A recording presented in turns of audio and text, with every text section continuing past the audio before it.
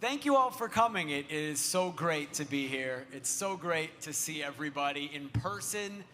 We're, 3 weeks, a little more from the season opener. It came fast, and it's so exciting to be so close to it and to see you all. This is something that we hope we can do every season, kind of an annual kickoff, and such a cool ability today to be with the leadership group of this organization, kind of the 3 different prongs of the organization, the soccer side, the business side, and the community side. You all know Giovanni Savarese and Ned Grabavoy, of course. Maybe newer faces to everybody are Dr. Robin Beavers and Heather Davis. And that's where I want to start. Heather and Robin, we'd love for you guys to introduce yourselves a little bit, how you got here, why you came to the Portland Timbers, and tell everybody a little bit about yourselves. Great. Well, thank you guys for coming tonight. This is great. Really excited to be able to come out and talk to our fans for the first time. How did I get here? Well, I grew up in Aloha. My parents still live in the home that I grew up in. I went to Hillsborough High School. Go Sparts. We got a Spartan back there. I went to the University of Oregon, so I'm a Duck too. And yeah. So I had all the green and gold ready to go, so that was very convenient. But I got into sports when I graduated from law school. I worked as outside counsel for both the NFL and the NHL for a while, and then ultimately went in-house at the NFL and was a lawyer there for 9 years or so. And came back to Oregon, shortly after the pandemic to be closer to family. And coming to the club in May was definitely a dream job, and really, really privileged to be in this position now. Oh, Robin. It's on me. Hi, everybody. I am Dr. Robin Beavers. I am a third-generation Oregonian. Woo, yeah, clap that up. I have her beat. I'm fourth. Yeah, she's fourth. I'm just a little bit older than Heather. That's what it is. But I'm proud Oregonian. My grandmother came and worked the shipyards. My grandfather worked the railroads. My sisters and I were all born and raised here. I have a sister that was a Rose Festival queen. I grew up in Northeast Portland. I graduated from Jefferson High School, go Demos. Grew up in the Concordia neighborhood. I finished my undergrad at Concordia. I actually got my doctorate degree at Concordia as well. So I am a Portland girl all the way around. I have worked with youth and families and in the community for over 25 years, starting out at SEI, Self-Enhancement Incorporated, went on, got into higher ed, worked at Portland State for about 5 years before I turned to the philanthropic side, which is how I got also to the Timbers, is them just recognizing my stance in the community and my deep relationships and roots in the community. So happy to be here. I love sports. This is my dream job. And you will all just get ready. It's going to be some great stuff going on, y'all. All right. Now, you all probably know Ned Grabavoy, now general manager of the Portland Timbers. Giovanni Savarese, head coach of the Portland Timbers. Big picture for both of you. 3 weeks to go before the season. What's your overall thought about this team, the 2023 Portland Timbers? You're the boss now. You're the boss now, Ned. That means I was going to say I'm a 6th generation Oregonian. No, I think, the great thing is I think Gio and I have a great relationship. And I think through this off season, and looking at last season, we have to be critical and we have to be honest with sort of falling short of our expectations as a club, that we've also built up those expectations, through previous seasons and some of the MLS Cup runs that we've made. For us, we have to find a way to strengthen the team, without a question. I think finding 1 or 2 players that can further elevate the rest of the group that I think we feel pretty good about and pretty confident about. How do we, sort of bounce back from a year last year in which we did fall short, both results and performances. But there's a ton of trust. There's a ton of trust in the staff. There's a ton of trust in the players. And I know, at the moment, fans may want to see more splashes and more signings. But I do think for the majority, we feel very good about the group. But we do need to strengthen, and we do need to find a way to improve it. Yes, first of all, very excited to see you here. It's a pleasure to be with you. I remember in 2018 we did it. And now being able to be with you again and see you here and have this conversation is amazing. So very, very proud, because if there's one thing for us, the Timbers that we value extremely is the fans. And that's why I came. The first time that I came here and I had my meetings, one thing that I was always looking forward when I opened the doors going into the field was that stadium full. I did it when I was in ESPN, so I wanted to feel it from the field, and that's been the best part. So thank you for being here. So just to talk a little bit about what Ned was saying at 100%. I mean, these past 5 years we've been a very, very competitive team. We made finals. Of course, we're looking for the MLS Cup, and we're going to continue to fight for it. And that way we can put another star. But last year, for sure, it wasn't to the level that we expect. We wanted to go further. First of all, the simple task for us is always to make playoff, and we didn't make playoff. So we have that responsibility to make sure that this year is better. And there's many things that we're looking into it. First of all, we brought a very good player, Evander. Evander is an excellent player. So there was a lot of work put in to make sure that he came in, and you can see already in the practice that's something special. We have to give him time. We have to make sure it's a different market, it's a different situation, but I have no doubt that he's going to figure it out, and we're going to enjoy watching him play. Besides the other part, we will be probably, as Ned said, adding 1 or 2 more players. And we have a very good group. We have a good group of players that can be competitive. I think one thing that you may ask, and we also ask ourselves and we talk, is how can we keep these players that have been long with us still competitive? How can we continue to push these guys that have been important for a long time still hungry?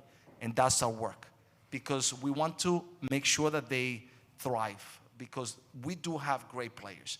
But also, we will hold them accountable as well, because if they don't step up to the levels that we think, and that is to be more consistent during the years. We always talk about that first part of the season, to be competitive. Why do we always start slow? Yeah, I know.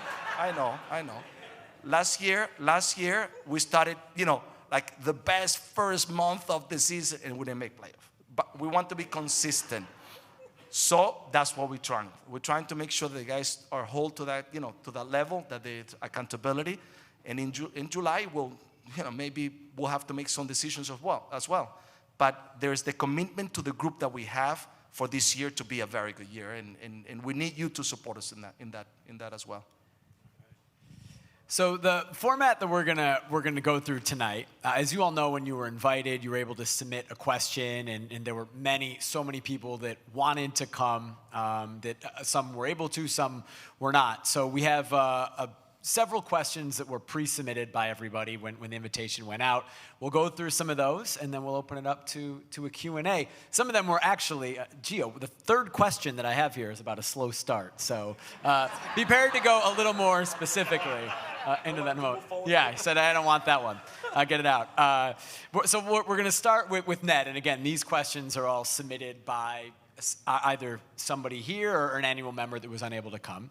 And you kind of, Ned, talked about the kind of big picture generally of the team makeup, the roster makeup. But what's the single biggest priority for you now in the starting lineup and just overall in the roster now that we've acquired Evander, now that you have that piece added in this offseason? What now is your single biggest priority?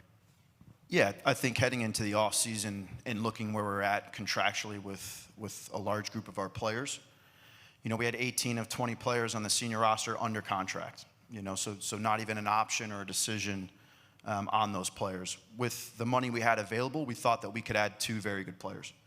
We believe we've added 1, and of course we still have to play games, and that has to happen. But the goal for us is to add another quality player. I think it's not been a secret that we would look at bringing in another center forward to add to the competition within that group. Also, the hope would be, and knock on wood, that Felipe Moore can make a recovery from a long-term injury. And I know he's played in many special moments here at the club and has a ton of trust from his teammates and staff as well. But that's the biggest priority for us. I think when talking about making additions and making acquisitions, our thought process and method in doing that is if we can identify players that we know can raise the level and upgrade the quality of the group, have those players at good ages under contract for a length of time, those will all add up to a greater sum. I think we've done that for the most part over the last 5 or 6 years, and of course you have to get many more right than you do wrong. But it's not just about adding, it's about improving the quality of the group. So for us, I think we have to be patient, now a little bit more urgent maybe, but the goal is not just to add a forward, it's to add a forward that we believe is going to improve the overall group. Gio, on the other side, you decided to go with 3 in the back at the end of last season, a little bit more than we've seen over your time here. Is that something you want to continue to pursue heading into this season? Jake, when it came to Portland, we sat down with the club and we came to a common ground in what we wanted to see, what was the foundation, the type of system that we want, because this is very important, because also the scouting, bless you. So it's very important because also has to do with the scouting as well. You know, if you understand the system that you want to play and the identity that you want to have, then you have to make sure that you prepare everything. So we've been preparing always, since 2018, always to play 4-2-3-1. That's been the essence of the way we wanted to play. But in some moments, we have had to go in a different way. So in 2018, we changed to 4-3-2-1. So we went there, and it was very, very successful. And year by year, sometimes we have to make some, flexible changes into that to be competitive, either because of injuries or because other situations. So last year, we went to 3 in the back for different reasons. One, because we felt that the defenders, the center defenders that we have, were strong at that particular time. They were healthy and good. So we felt, let's go with these 3 that are going to give us a little bit more balance. On top, we decided to play sometimes with 2, or sometimes with 1 and 5 in the mid, 6 in the middle, to make sure that we can add an extra striker. So Asprilla just start playing a little bit more as a striker. So those were some of the changes that we did. But we want to continue to stay in our foundation, in the 4-2-3-1. But since I've been here, we have been playing every type of system, every possible system, because also there's sometimes moments in which we have to change and adapt. And I think the flexibility in being able to be a team that can change even during a match is very important, depending who you play against. We have our identity, we have very strong belief in the way we want to play, but sometimes making tweaks in a game is very important. And our guys, I think, have grown to be very flexible and understanding different ways that we can play. And I think that's a strength. So you might see sometimes 3 in the back, but we'll stay, from the beginning with the 4-2-3-1. This next question that was submitted was about the slow start, so I think I can David Letterman that one, right, and just throw it away. So we're gonna move to Ned. Ned, how much different will the transfer recruitment look under you? There's a track record at this club, of course, of signing players from Argentina and Colombia to great success. Are there other markets that you want to explore for their value? Yeah, I don't know if it's going to change a great amount. And obviously, I know that we have quite a few players from some of those markets, but we're constantly looking, all around the world. I think we made a conscious effort a few years ago to get into some countries like Croatia and some of the, central countries in Europe, and where we could also start to maybe afford some players as the salary cap started to rise. So I think we have a good grasp on markets all around the world. I do think that it's going to be very important for this club, as we also make additional staffing hires in these areas, that we need to build that department out. Because I think we're a club that still has brought in most of the players from outside of the club. And we've also been successful in doing that. But at the same time, we have to continue to invest in that department so that we're ahead and we're competitive, throughout the league. This kind of similar from a roster building standpoint, this next question. From a salary standpoint, the Timbers were 26th for salaries paid among the 28 teams in the league. This was last year. There's obviously now 29 teams in the league. This is, again, the submission. It appears that the Timbers are one of the best supporting teams. The submitter wants to know why the Timbers aren't using salary as an advantage to attract more talent. The person thinks that, doesn't think that the Timbers have to be a top salary club, but thinks that they shouldn't be at the bottom either. Yeah, and I think sometimes those stats can be a little bit misleading. Sure. I think when the numbers in MLS are so close that can change drastically over the course of 2 or 3 years. So I think sometimes clubs will go through cycles of spending where they spend a lot over the course of 2-3 years, and then they get their roster intact, especially if a club's been successful, made the playoffs, and keep and retain quite a few of their players. So I think, of course, we have the support of merit and ownership to invest. I do think we have the ability to do that, but at the same time, there's many things to be taken into account, including transfer fees. And when you add all those things on, I think that number probably looks a little bit different. So. Moving away from the soccer and off the field a little bit, but still soccer related. A fun topic always, this next question. Heather, anything you can tell us about new kits or future designs for kits? Ooh, trying to get some secrets out of me early. Let's see. In 2024, I think we're going to have what I kind of consider a very Oregon kit that will have a nature environmental theme. We're partnering with the Nature Conservancy on that, which we're really excited about, and that I think is going to be part of a broader focus on environmental initiatives in 2024 for us. So that one we're really excited about. There might be an opportunity in 2024 to honor some Timbers history too, but I'm still a lawyer, so you're not going to get any details out of me on that one. This, I think you could probably be more open with. What are your plans for concessions in Providence Park with regard to the app, continuing cashless concessions? What are they going to look like this year? So we just got to do a taste testing of all the new offerings in Providence Park, which was a job perk I was really excited to discover. We've got some delicious stuff coming, including some poutine, because we have a whole ton of Canadians, so had to throw that in there for them. Society Pie is going to be our new pizza vendor, which we're really excited about, and we're really excited to be able to amplify the good work that they do in the community too. Providence Park Concessions Program last year donated over $1 million to local charities, so they're going to continue to do that this year, which is great. And then we got a lot of our local favorites coming back: Dutch Bros, Zenner's, Wolf's Head Barbecue.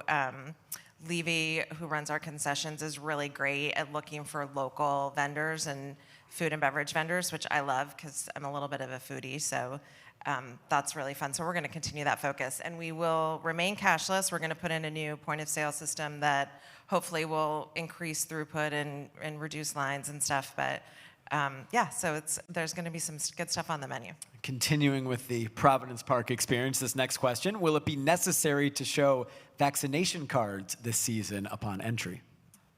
Breaking a lot of news tonight, Jake. No. The people want to know. That's what exactly. It is. No, we're going to be consistent with all the other major venues this season and do away with the vaccination card requirements, so that won't be necessary. Quicker applause. entry. Great. Yeah. Ask that one again. Heather, being this next one, you being from the Portland area, you mentioned third generation, Oregonian, fourth generation. Fourth. Robin's third. You win up here. It gives you the unique understanding of how passionate not only Timbers fans are, but how passionate the city is for its beliefs, not only on the field, but off of it as well. Knowing that time is a huge factor, how are you going to ensure that this club is headed in the right direction so that this city can be proud of both its on-field talent and its off-field talent? So I think we've made a lot of really significant changes over the last year. The new leadership team, being really chief among them, but we've also done a lot to improve policies and trainings, and we're continuing that work. I think For us, it's really about the journey, though. I think you would just have to continue to grow and evolve as an organization. We have a lot of great new people that are really committed to doing that, and we're kind of doing it organization-wide. I mean, it's not that much different than what Gio was just talking about on the field. I think it's the same approach that we take as Gio and the athletes take. We just need to always look to be getting a little bit better. And I think eventually, if we continue to just keep our heads down and do that work, that's going to start to show to our fans and to the community and to our players and staff. And I think you've started to see some of that actually play out already at the club over the last 4 months. So I think we're on the right track, and it's just kind of, we're never going to be perfect, but keeping the focus on always getting a little bit better on and off the pitch is really going to be what we do. The next question submitted, what is the ongoing involvement from Merritt Paulson as it relates to the operation of the Timbers? So Merritt continues to be involved as owner. He has stepped back as day-to-day operator, and that's the role that I'm in now. But he's fully supportive of the leadership team, our goals, our vision for the future of the club. And I guess, I would just say, and I think probably Ned and Gio would agree with this, that, I think it's important to remember that the success that these clubs have seen over the last decade doesn't happen by accident. Those 4 championship banners that hang in Providence Park didn't get there by accident. That's really a direct result of investment and commitment from Merritt, and he remains very much fully invested in and committed to this club. This next question, in the context, of course, of Merritt's announcement, the club's announcement that the Thorns will be sold in time. One of the strengths of Portland professional soccer has been the relationship between the Thorns and the Timbers that they've exhibited under the singular ownership. What assurances do the fans have now that the two teams, or when the two teams will be officially under 2 separate owners, that important relationship will continue to thrive? So that's really an incredibly important part of this process for Merritt and for a lot of us at the club. I think that the way that these 2 clubs have functioned, particularly in the area of our community impact, has been really part of the magic here. We've been league leaders in our community efforts, and we've been recognized for that locally many times. And I think early discussions with prospective ownership groups for the Thorns are going to include the desire on our part to continue that legacy and continue that partnership. We want to stand together and fully intend to stand together week and initiatives to be something that we continue to do. I mean, Providence Park will remain the home of the Thorns, and Portland will remain the home of the Thorns, and we really are looking forward to continuing to partner with them in those really impactful ways. I think Robin will probably talk a little bit later, or maybe she can talk about it now, some efforts that we kind of have on the horizon in 2024 on that front, actually. See, now she wants me to give up all my secrets. That's right. I mean, we, as Heather mentioned, Stand Together is all about both clubs and all of you and the community. So we can't do that work without also having the Thorns as well. So as we move forward, every intention, my whole community plan still includes the Thorns, and many of the initiatives for women and girls in sports that are near and dear to their hearts is still going to be part of our platform.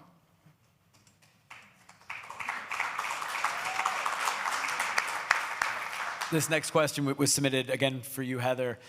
This annual member is concerned about the fan experience and is tired of encountering protests at Providence Park. What are leadership's plans to continue to provide an amazing match day experience for fans so that they can focus on the club and the players?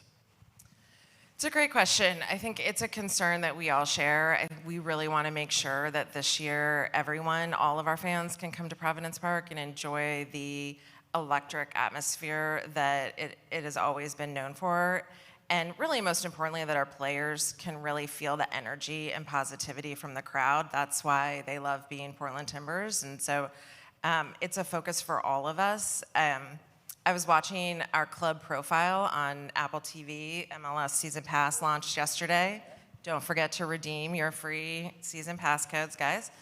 And that video was like, it's just, that atmosphere is so incredible. It is, I think Ashley, our COO, described it as goosebumps moments, and that was like such a perfect description. that is really what we want to get back to. I mean, that is why people come and watch matches at Providence Park. And I think I think these things are part of that effort. I think continuing to communicate with our fans and, like I said, do the work to just get a little bit better every day is part of that effort. But we really do want to be focused on making sure that everyone is having the experience, the excellent game day experience that they've always been used to this year.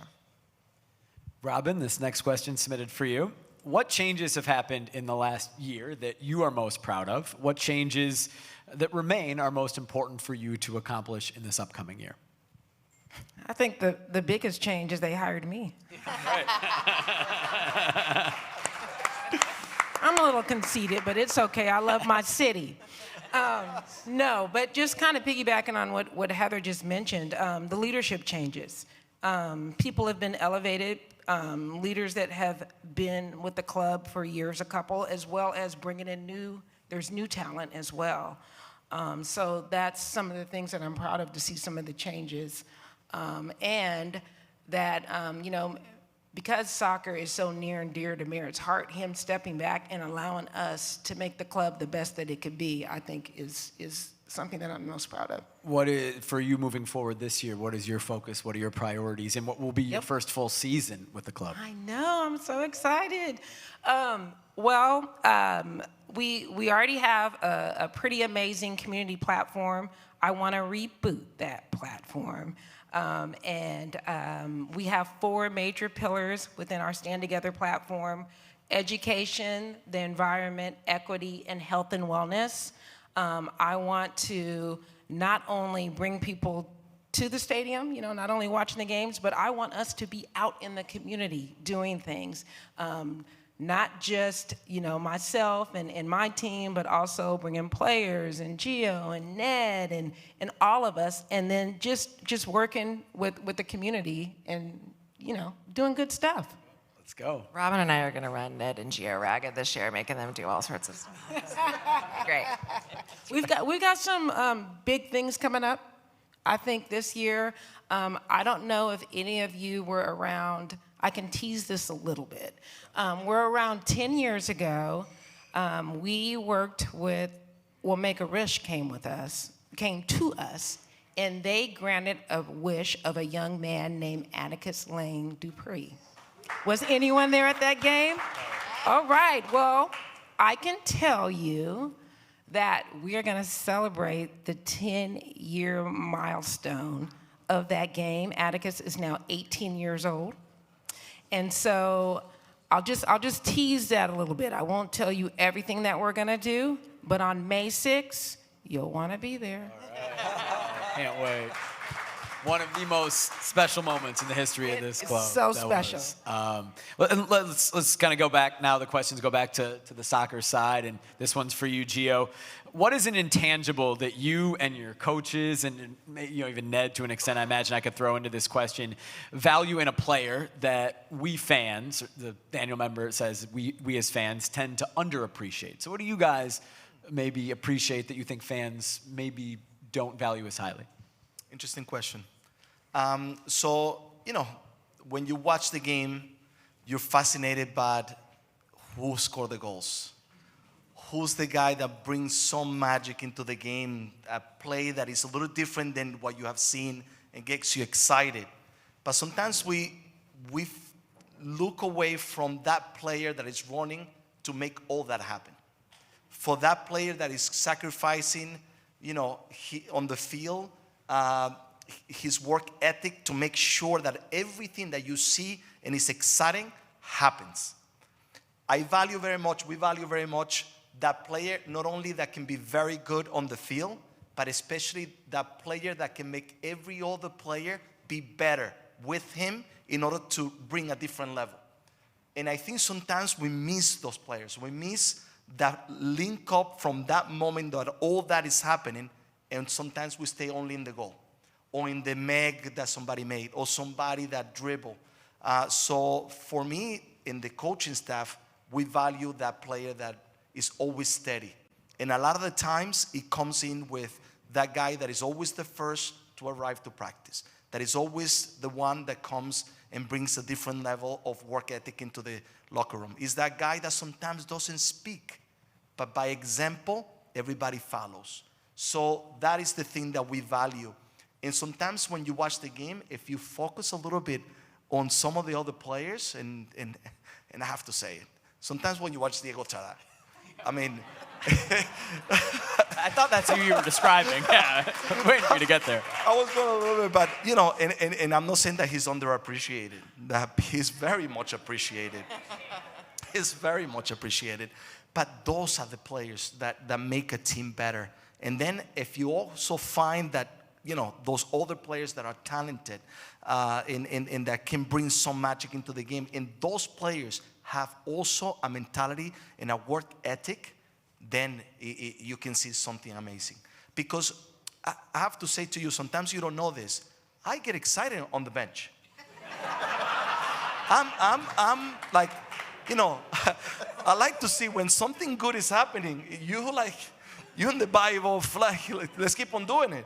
Let's keep on pushing this direction. And then when it goes the other way, you're like, how can we, you know, figure? So the game is exciting. The game has to, but we have to focus on time as well of those players that are constant. That guy that sometimes made a mistake and gets up again and then continues to fight. That's a valuable player. Not the one that all of a sudden now start going to the teammate or, you know, oh, you should have been there or you shouldn't be that. And I think one of the things that I value about our team, when we're on the right mindset, is that, and I tell the players, no one is better than all of us together, because that is our strength. When we're all focusing on doing the right things, and those players being the level that we expect, then I think nobody can beat us. And that's for me one thing that, you know, if you can keep the eye a little bit more on that, you'll see a lot more from the game.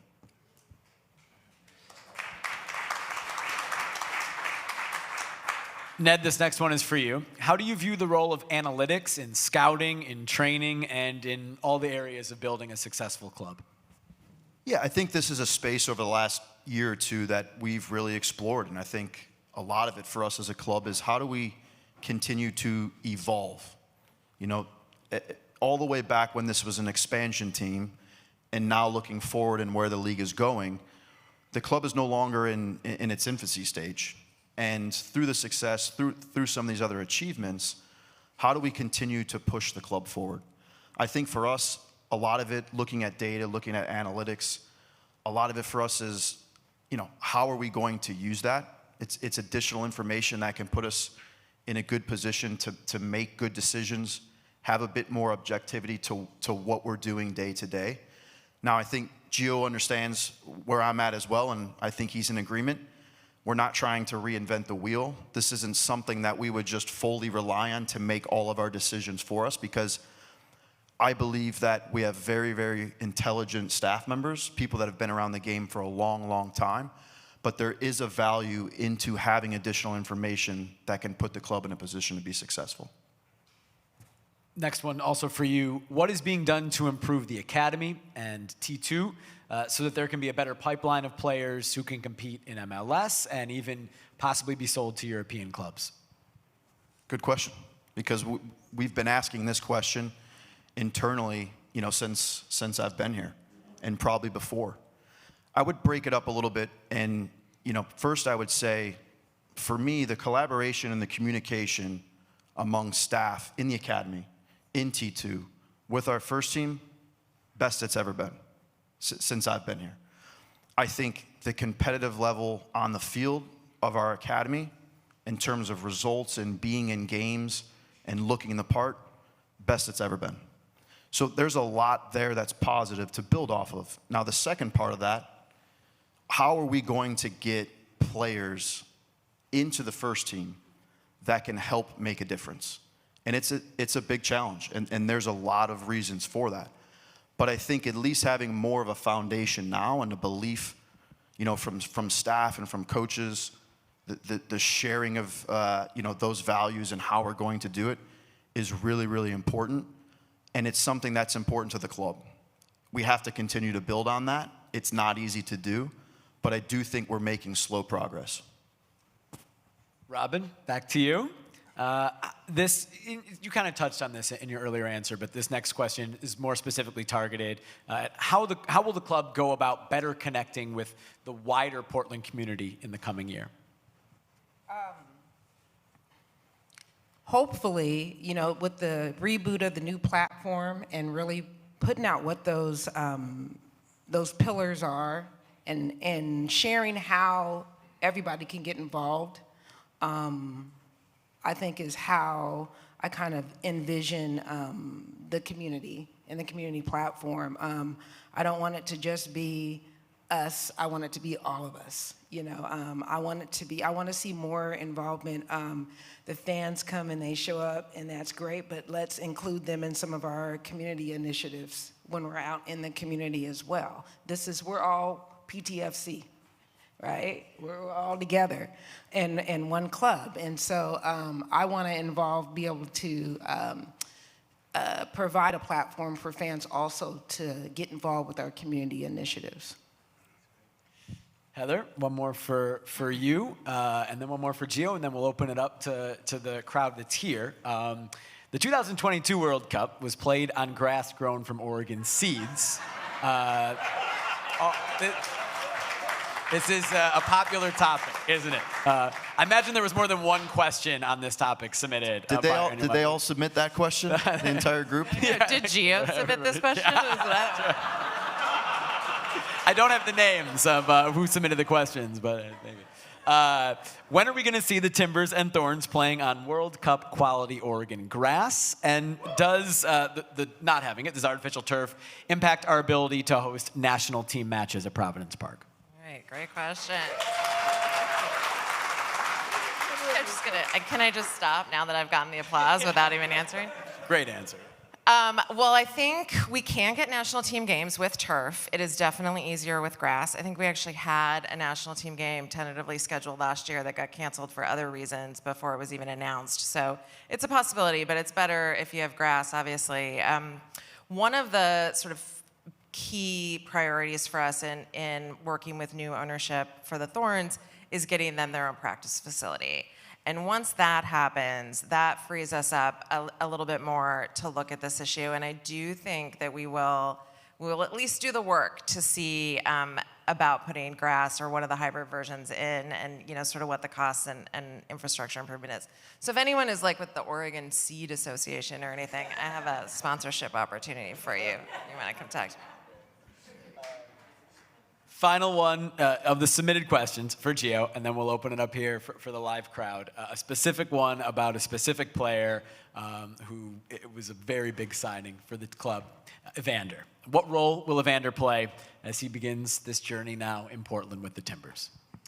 Yeah, I mean, he's a quality player, as I mentioned before. Skillful, great person. Right away won the hearts of the locker room. Good singer too, because we made them sing at the beginning.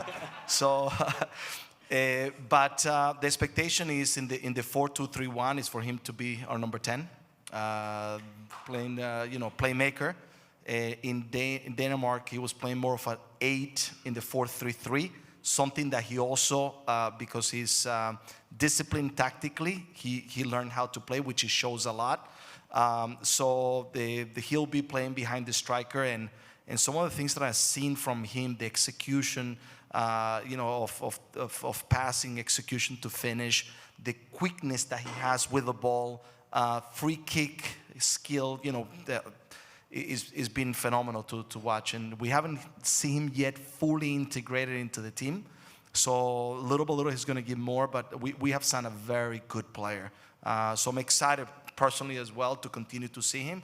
I'm sure that once we start and he start getting more his fitness together, we will see a tremendous player.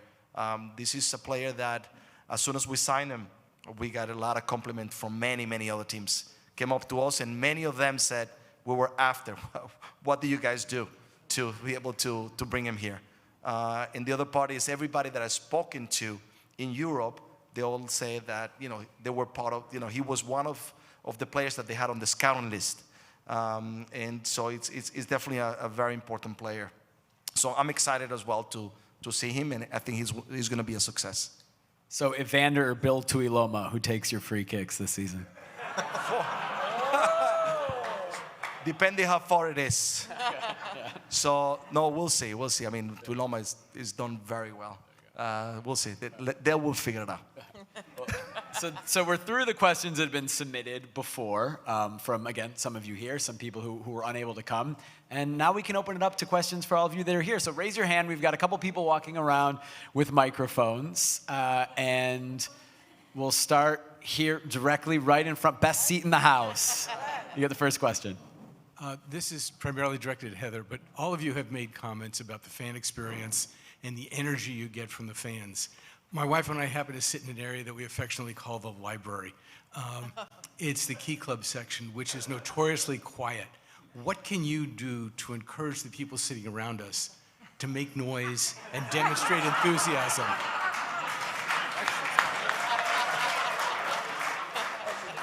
That's good to know. Yeah, I feel like we probably need to look at what kind of beer and wine is being served in that area first. Right. Maybe we need to give complimentary beer and wine to that section. Exactly.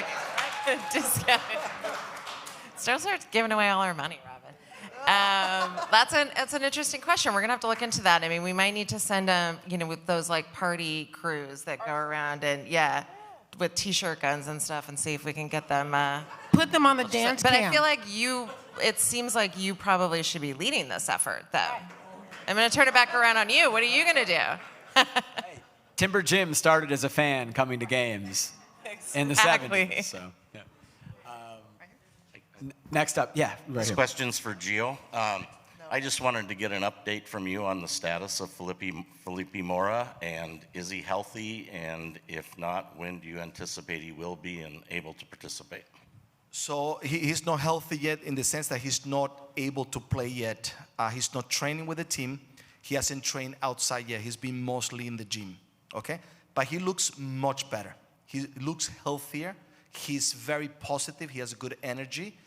Giving a date of when he might be available is very difficult. But we're very hopeful, and I think one thing is being very important. He did a lot to make sure that he stayed this season because he's convinced that he can come back. And that's what we hear from him all the time. I'm feeling better. I'm going to make it. I'm going to be ready. It's difficult to give a date. I don't want to make the mistake to give you a particular time because it's unknown. But hopefully soon enough because he's been a very important part of us and we missed him very much last year. Okay. Hey guys, thanks for doing everything you do. So you guys have talked about, investing in other players and bringing other people on. So my question is, does Chara have another brother?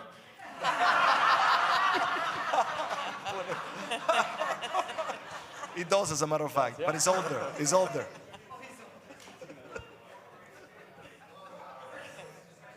Go ahead. Yeah, to the left. This question is for Gio. Jeremy Iboise had 17 goals last season. I'm just wondering if there are any regrets. And then second, for Heather, the Timber Dog, it seems like it's shrunk in the 16 years that I've been going. So any plans for that? So thank you. I don't know. I'm gonna have to look into that. I don't have a comparison to go on for that, but I think I'll get back to you on the Timber Dog. Sorry. No regrets, and I tell you why. I love the player. I'm actually happy that he did very well because it's what I expected.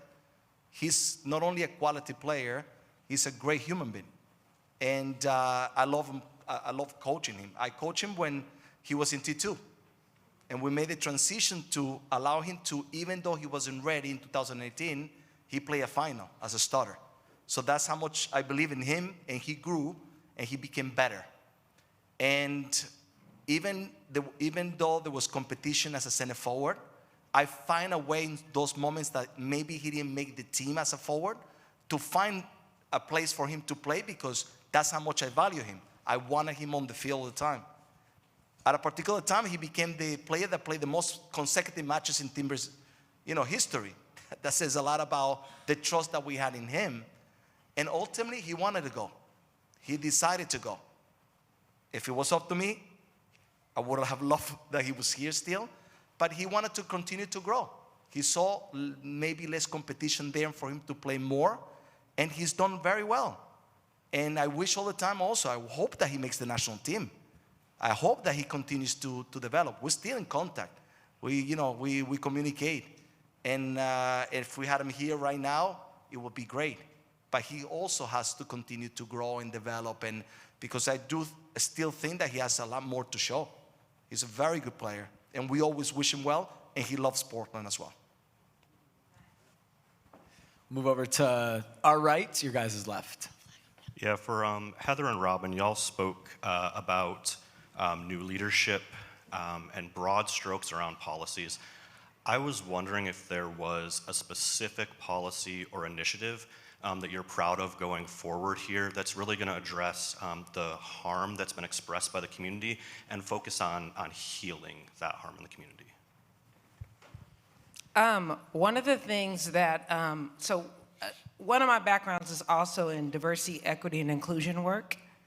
And even before I came to the club was already working with 2 outside consultants on diversity, equity, and inclusion work.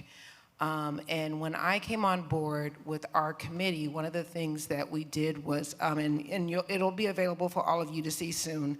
We just rolled it out to our staff, but we call it the PTFC way, but it's actually our equity statement. It's our diversity, equity, inclusion, and belonging statement. And it's not just for us internal, but it's also external facing. So I'm hoping this piece, and it's not just words. It's actions, and we realize that words without actions cause harm. That's actually one of the sentences in the statement.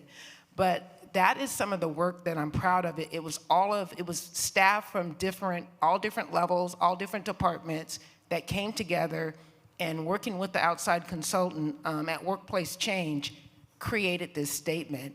And we hope that we get to uplift this statement, and it serves as a foundation for this healing that you're talking about, because it did come from everyone's heart, and we hope to uplift this.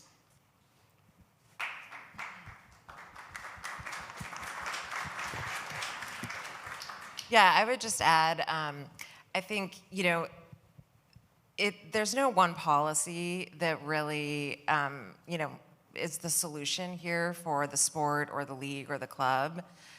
One thing that we're doing now is we have a task force comprised of internal and external participants. Bella Bixby is a representative on that, that is looking at the league investigations in the NWSL and making recommendations to us and as to ways that the club can improve our current policies and practices to comply with the club-specific recommendations there.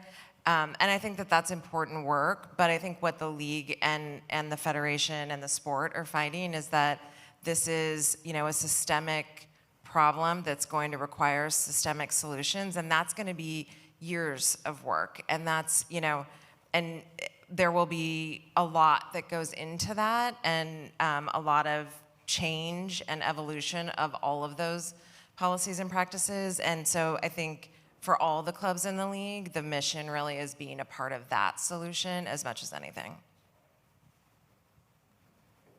Yeah, you're in front. Hi. We've been season ticket holders, I guess, for 13 years now or so. But when we'd come to the games for many years, we had almost, I don't know if you want to call it the playbill or the program book. It had, 10 or 12 or so pages, and it was great to have, and had information, all the players and the numbers of the opposing team, and information about that game, and usually a page or two about a profile of some of the players. And then that went away, and it was reduced to a single sheet of paper, and the last couple of years, nothing. So is it possible that you can bring back that little booklet? Because I thought, quite frankly, that had a lot of information, and the schedule, and the upcoming games, and who won and who lost in the prior game. So it'd be great to have something back. We'll work on a creative way to make that environmental friendly. Yeah, I was gonna say, I think And bring I it think back. those all started to move gradually online and onto social media, and most people have moved away from those game day programs also for the environmental reasons. But it's a good point. I think we should. One thing we are looking at this year is how we can revamp our website and our digital offerings to better give fans at Providence Park access to information about where concessions are, where lines are long, where you can find the nearest bathroom, and things like, lineups and stats. So I know that I think Ned and the communications team have been talking about new ways to announce starting lineups as well. So I think we're looking at all of that, but it's good feedback. We'll take a look and see why those went away and what we can do about that. In the back right, for as you guys look up at us. Hi guys, longtime fan, first time caller. Gio, this question is for you. I know everybody here would probably agree that the energy that comes from the fans can sometimes, we believe anyways, help us to push maybe a little bit further for a win, right? For the love of God, man, what do we have to do to get you to wear a timber scarf during a match?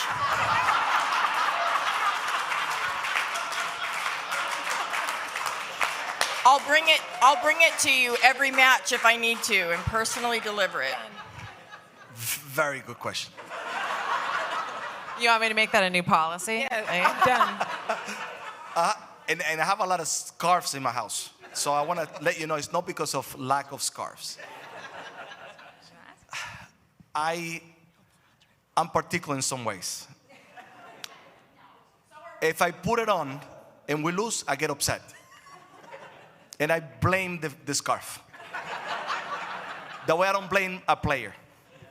And I go and I say, next time, I'm not going to put it. And there's moments that I don't have it here, but I have it in the chair. If you see it, I have it there and I file it like it has to be perfectly, because if it's not exactly aligned, I get concerned.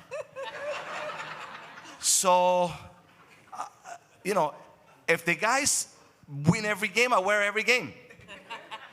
But I promise, it's not because of anything else, it's because of that. I love to wear. I love to see, this is my 6th year in Portland, and every time that I hear the national anthem and I see you going with the scarves, for me it's like the first day. It's like I'm in love every day again.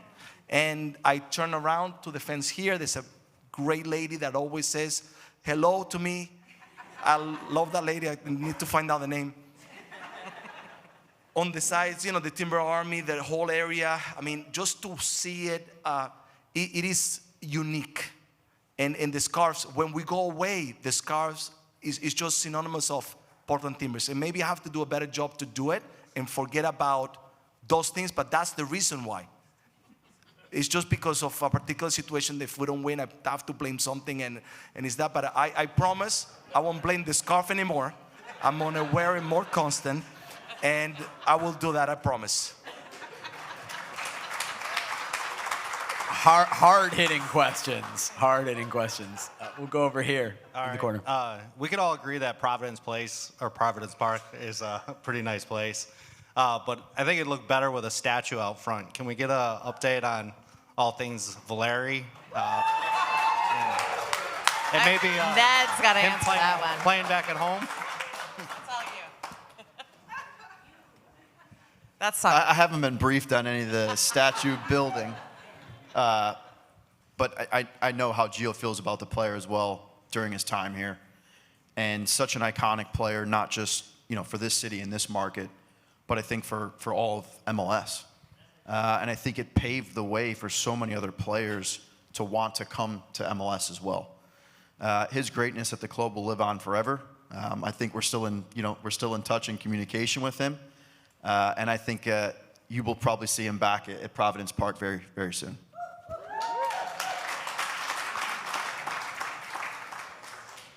One on this side. I have a question for Gio.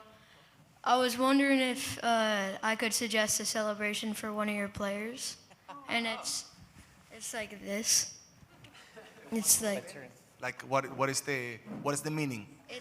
It's a W and an E for Okay. we together, and he came up with it. So this is my son Boone, and he bleeds green and gold already, but he came up with that celebration with a W and an E. So he'd love to see that afterwards. So before you leave, make sure that you leave your name there. We'll figure out how to make sure that we communicate that to the players. Unless you have a particular player that you want him to do it, that you say, and suggest it, and that will be kind of fun. So at the end, let's talk about it and let's figure out how we communicate that to the players. And we make them do it. Thank you. I think in the first game we're going to do it 7 times, right? Hey, it's Kansas City, isn't it? So. Right here. Hi. So I would say that there's a perception that I've been familiar with around feeling like the players are kept at arm's length from supporters, and wondering if there is the opportunity to maybe foster that relationship, because I know a lot of folks have some great memories of getting to know the players off the pitch and in the community or at supporter events. Is that something that, with the new leadership and perspectives, that's something that we could look forward to?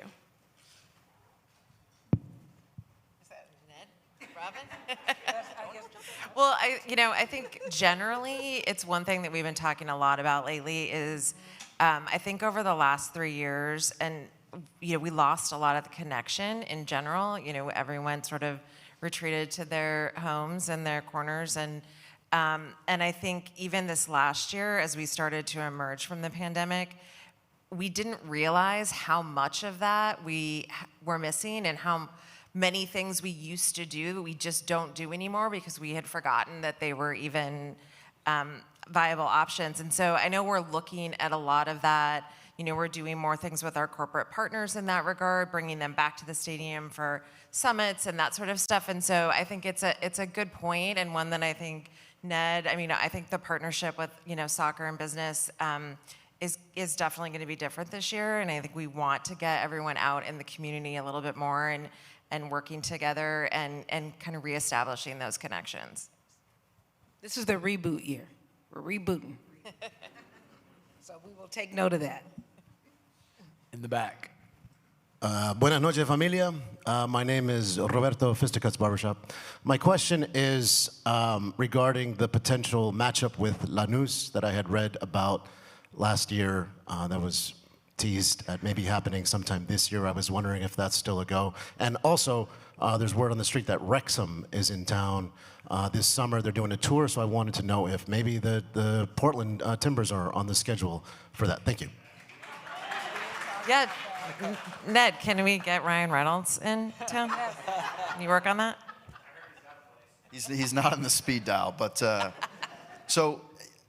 sorry, I couldn't see where the question had come from, but in regards to the potential game with Lanús, it's still something very much I think that the club wants to explore. I think the difficult thing for us is trying to find the time to do it, in all honesty. We have a congested schedule. We have a new competition this year, which I know Gio is super excited about, and it's very important for our club, and it's a priority, which is Leagues Cup. But it is something that we would like to try and do, and hopefully we can find a way to do that sometime in maybe the next 2 years or so. In terms of the Wrexham game, I haven't seen that, but that might fall a little bit further down the list in terms of getting those friendlies in. Yeah, so I just wanted, definitely it will be amazing to be able to make that game possible. It's difficult because of the time of the games that we're going to play. But I think, at some point for Valeri, hopefully we can achieve that. It's something that we spoke last year. As you mentioned about Wrexham, it's the same situation. It's difficult to find the time. I had the chance to play actually in Wrexham, in the place there in Wales, when I was in Swansea.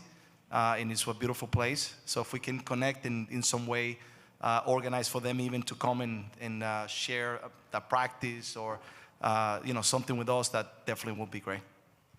Maybe a happy hour at Aviation Gin or something. That's perfect. Yeah, right here. Hello, I had the wonderful experience of participating in Play Like a Pro this last year. That was absolutely amazing. I was wondering if there's any more plans to do things like that again, maybe seeing some more of the coaching staff or some more players involved. I don't know if we have I think we plan on doing Play Like a Pro again this year. I don't know that we've talked about it in detail yet, but went to Play Like a Pro and it was so fun. It looked really great. So I think we definitely would like to do it if there's enough interest again this year. Yeah, my question is for Ned, and I'm back here, Ned, in the back. And maybe Gio has some input on this as well. It's about roster building and why, maybe this is just my perception as a fan, but why the club doesn't seem to dip into the free agent market all that often. Particularly this offseason, there was a lot of really talented free agents, some of whom are national team players. And it seems like because we get a lot of foreign players, it would be great to have players that have been in this league for a long time and maybe can help them adapt to new surroundings. Is that something that we as a club have considered, or is that kind of not on the table? Yeah, great question, because I think we have explored it, and I think we've also made it a point of emphasis to have those conversations, more in depth in terms of how do we continue to strengthen the team as much as possible. Personally, I think that in years past, maybe we have ignored that internal market a bit too much. I think as free agency has grown and more players become available, I do think those conversations are happening behind the scenes quite a bit. But there's a lot of other things that obviously go into that as well in terms of what we're looking for positionally and what we're trying to solve.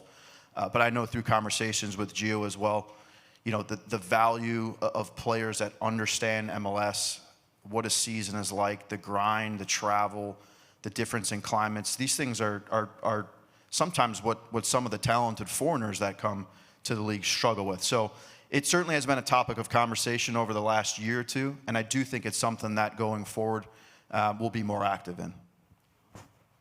We're going to go 2 more questions. We're a little over our time right now. Someone but better a ask great Jake time. about his Apple TV gig, by the way. If that's possible. I mean, if you want to take your one question and ask me it, you can, but I don't know if I would do that with these 4 people up here. Yeah, right over here. Yeah, this is for Gio. Gio, your comment at the beginning that you like to play a 4-2-3-1. There's the player up top, the 9. There's different kinds of number 9s. When you were a player, you were kind of a target, hold up, forward, and a poacher. I don't know where you see the league right now in terms of what kind of number 9, and it's a target position for you and Ned, as you said. Is there a preference for the kind of number 9 that you would like to obtain to create competition within the group, as well as to improve our stats in that area? Yeah, no, that's a great question. First of all, yes, when you play 4-2-3-1, sometimes I think you think only that the only attacking player that you have is the 9 as a lone striker. And you have 2 guys aligned with him and other players that can join in to be sure that we have a lot of players into the box. So the idea is to make sure that we always have support to the striker, to make sure that we can bring the ball and that we can bring players into better position to be able to be more goal dangerous.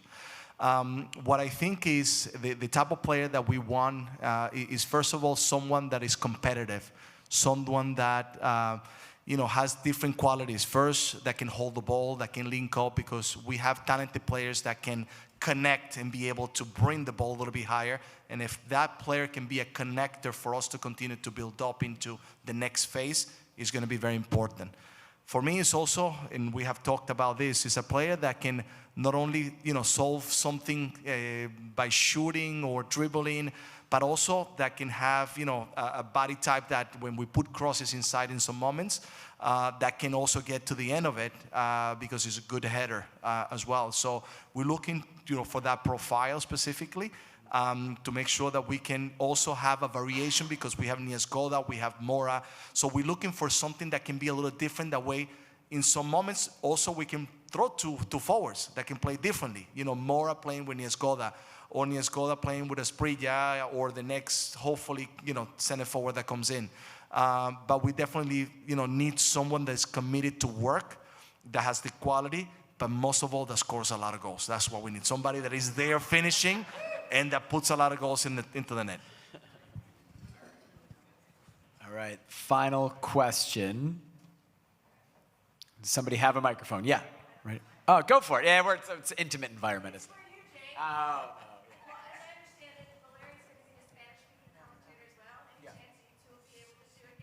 I hope I get to see him. He's going to be, from what I understand, he's going to be doing studio work in Spanish, so like the pregame, postgame, and that's a big feature of MLS Season Pass is all the games, for the most part, being at 7:30 local time. So our games at Providence Park will consistently, far more consistently than in years past, start at 7:30 p.m. Every Saturday night. The East Coast games are going to start at 7:30 Eastern time. So around 4 o'clock, you're going to have a pregame show that's going to come on.